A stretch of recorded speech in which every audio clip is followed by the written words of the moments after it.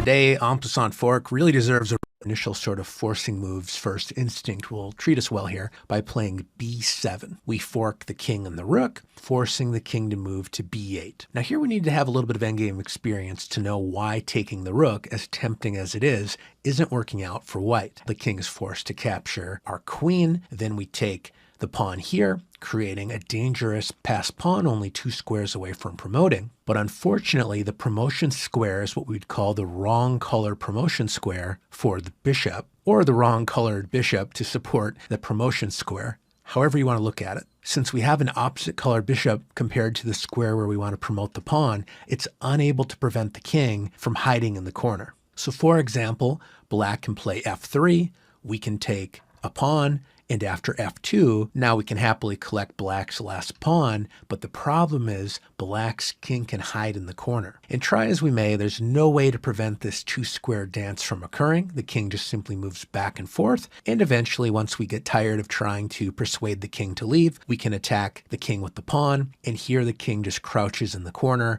basically moving back and forth until we accept a draw or allow a stalemate. You know, if I get my king here or something, then the king can't move and is not in check, so therefore it's a draw or a stalemate.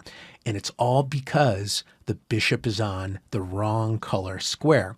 If we could have a light squared bishop, well, then the king would move somewhere here to guard the pawn, and then a light squared bishop would just, checkmate the king. But that's not what we're working with here, and therefore, as tempting as capturing the rook was, promoting the pawn into a queen, it simply doesn't work. So going back, after we play b7 and force the king to b8, and now we need to avoid yet another pitfall. The king is guarding the rook and the pawn here at the same time. So we might try to remove the guard by sacrificing our bishop, and if black is kind enough to accept our not so generous gift, then we'll promote the pawn and capture the rook with a completely winning ending. But this is by no means forced. What if black isn't so interested in blundering, but rather declines our sacrifice? Now we have a problem. If we promote the pawn, the rook will happily capture, and if we take this way, promoting the pawn and capturing the rook, well, after the king